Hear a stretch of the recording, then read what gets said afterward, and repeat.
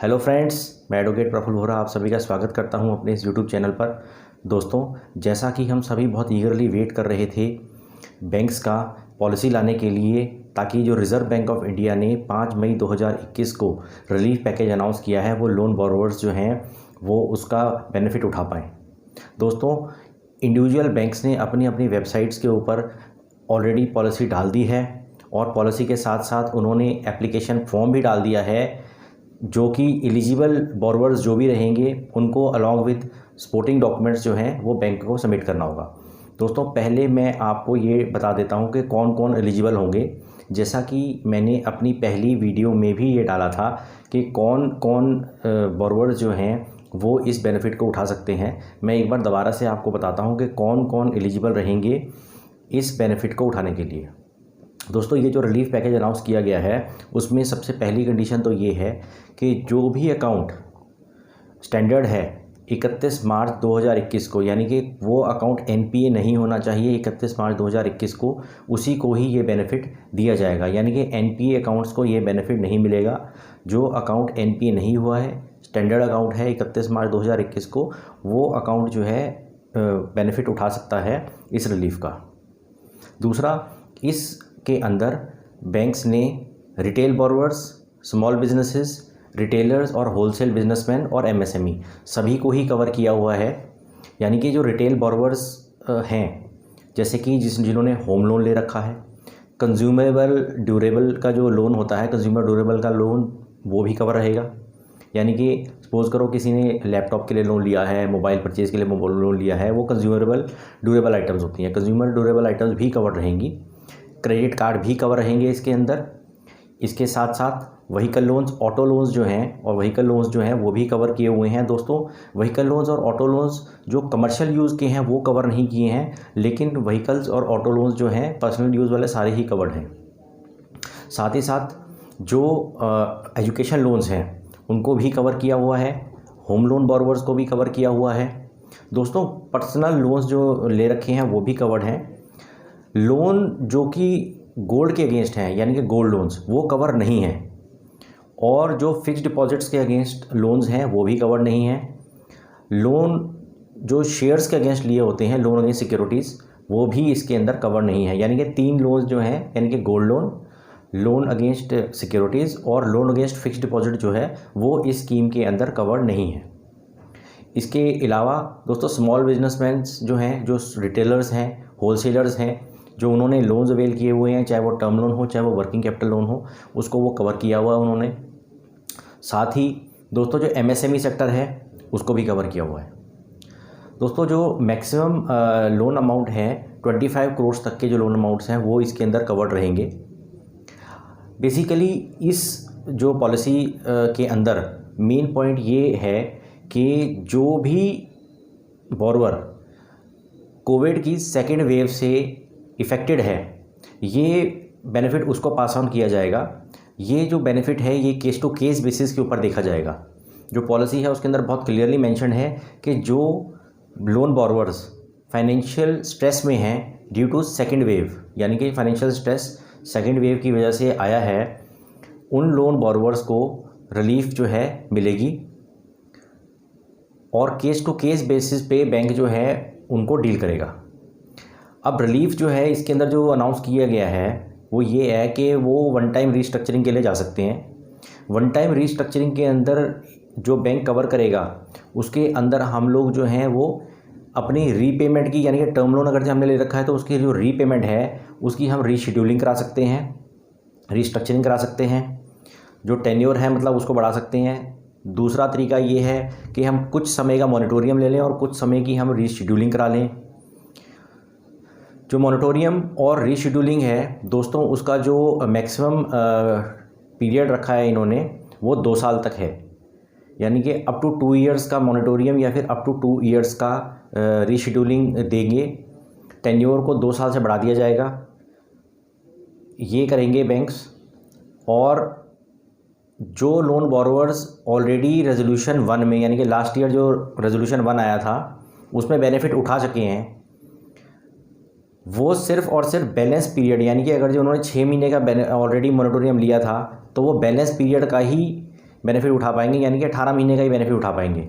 तो मैक्सिमम जो बेनिफिट है वो अप टू 2 ईयर्स का फिक्स किया हुआ है बैंक्स ने। तो दोस्तों इसका बेनिफिट हम कैसे उठा सकते हैं, ये बेसिकली मैं आपको थोड़ा सा एक्सप्लेन करता हूँ। केस टू केस बेसिस पे जैसे बैंक्स ने कहा है कि वो डील करेंगे। अब केस टू केस बेसिस पे कैसे हो सकता है, देखिए सैलरीड भी हैं वो लोन बॉरोवर्स और नॉन सैलरीड लोन बॉरोवर्स भी हैं, यानी कि बिजनेसेस भी हैं। तो अगर हम सैलरीड की बात करें तो अगर जे कोई भी लोन बॉरोवर है और उसकी सैलरी जो है उसके अंदर सैलरी कट आया है, सैलरी कम कर दी गई है, डिक्रीज़ हुई है सैलरी, या इंसेंटिव्स और पर्क्स जो है वो डिक्रीज़ कर दिए हैं, वो कट कर दिए हैं कंपनीज़ ने, तो इस तरह के जो लोन बॉरोवर्स हैं वो बैंक को अप्रोच कर सकते हैं और जो उनकी ईएमआई जा रही है उसकी वो रीशेड्यूलिंग करा सकते हैं। रीशेड्यूलिंग करा के वो जो टेन्योर है लोन का वो बढ़ा दिया जाएगा और उनकी जो लोन की लायबिलिटी है पर मंथ की वो डिक्रीज़ हो जाएगी, यानी कि रीशेड्यूलिंग करा सकते हैं वो। तो रीशेड्यूलिंग से उनकी मंथली जो ईएमआई है वो कम हो जाएगी ताकि वो आराम से उसको पे कर सकें। तो जो सैलरीड लोन बॉरोवर्स हैं वो बैंक को अप्रोच कर सकते हैं। एप्लीकेशन जो है वेबसाइट्स के ऊपर ऑलरेडी डली हुई है, तो वहाँ से डाउनलोड करके उसके साथ उनको दोस्तों सपोर्टिंग डॉक्यूमेंट लगाना होगा। सपोर्टिंग डॉक्यूमेंट में वो अपनी सैलरी स्लिप लगा सकते हैं पिछले 6 महीने की, जिससे कि ये क्लियर हो जाएगा कि जो सैलरी है उनकी उसके अंदर डिक्लाइन आया है, कम हुई है। तो सपोर्टिंग डॉक्यूमेंट बैंक ने मांगा है केस टू केस बेसिस के ऊपर। साथ में वो अपनी बैंक स्टेटमेंट दे सकते हैं जिसके अंदर वो सैलरी क्रेडिट होती है। तो इस तरह से जो सैलरीड एम्प्लॉयज़ हैं वो जस्टिफाई कर सकते हैं कि वो किस तरह से कोविड की सेकेंड वेव के अंदर जो है इफ़ेक्ट हुए हैं फाइनेंशियली।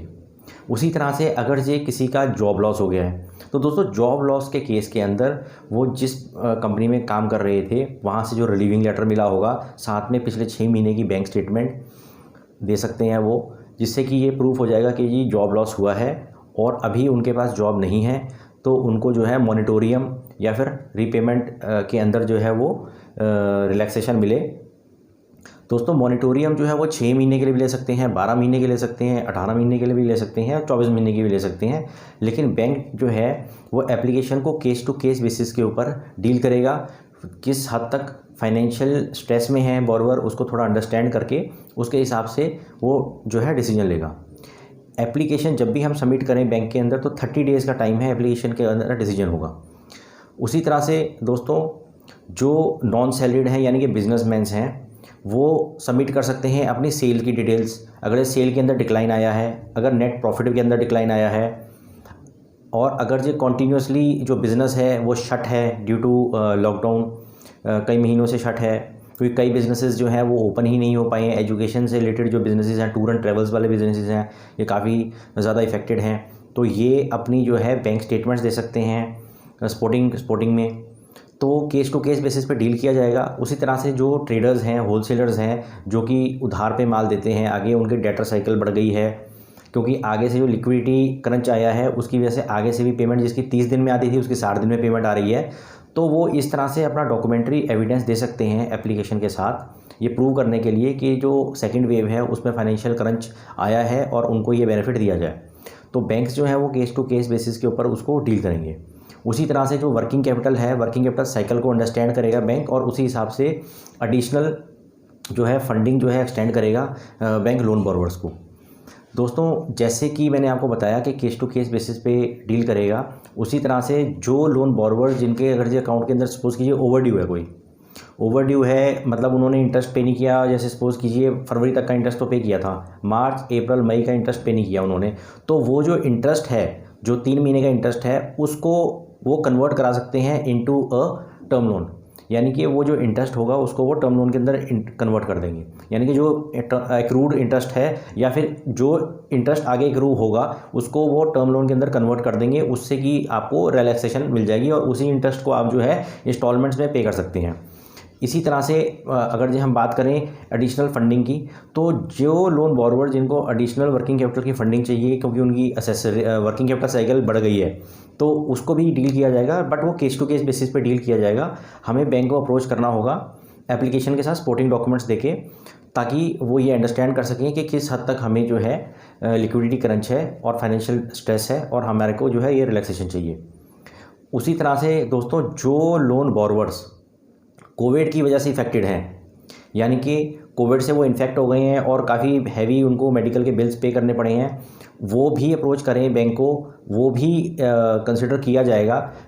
और जो लोन बॉरोवर्स, सपोज कीजिए कोई लोन बॉरोवर हैं और को बॉरोवर्स हैं, उनमें से किसी की डेथ हो गई है ड्यू टू कोविड, उनके फैमिली मेम्बर्स अप्रोच करें बैंक को, ताकि वो बैंक जो है अकॉर्डिंगली रिलीफ जो है उनको दिया जाएगा। ये सभी केसेस जो हैं ये कंसिडर किए जाएंगे रिलीफ देने के लिए। तो दोस्तों, बैंक्स जो हैं, जैसे मैं बताया कि केस टू केस बेसिस पे डील करेगा, केस को अंडरस्टैंड करेगा किस हद तक फाइनेंशियल स्ट्रेस है और उसी हिसाब से रिलीफ जो है आगे पास ऑन करेगा। तो दोस्तों, आप रिस्पेक्टिव बैंक्स की वेबसाइट पे जाके वहाँ पे पॉलिसी को डाउनलोड करके अंडरस्टैंड कर सकते हैं। और बैंक्स ने एप्लीकेशन फॉर्म भी अपलोड कर दिए हैं अपनी अपनी रिस्पेक्टिव वेबसाइट्स के ऊपर, जहाँ से वो हम उनको डाउनलोड करके जो है अपने सपोर्टिंग डॉक्यूमेंट्स के साथ बैंक के अंदर एप्लीकेशन मूव कर सकते हैं। तो दोस्तों, इस वीडियो में अब तक मैं इतना ही अपडेट दे रहा हूँ। अगली वीडियो के अंदर हम लोग और कुछ ज़्यादा डिटेल में डिस्कस करेंगे इसी टॉपिक के ऊपर। पॉलिसी को और डिटेल में मैं थोड़ा सा आपको एक्सप्लेन करूँगा। जिन मेरे दोस्तों ने मेरे चैनल को सब्सक्राइब नहीं किया है वो चैनल को सब्सक्राइब कर लें, ताकि जो मैं नेक्स्ट वीडियो इसी टॉपिक के ऊपर अपलोड करूँ वो अपडेटेड रहेंगे उस वीडियो को लेके। Thank you very much for listening to me so patiently. Thank you.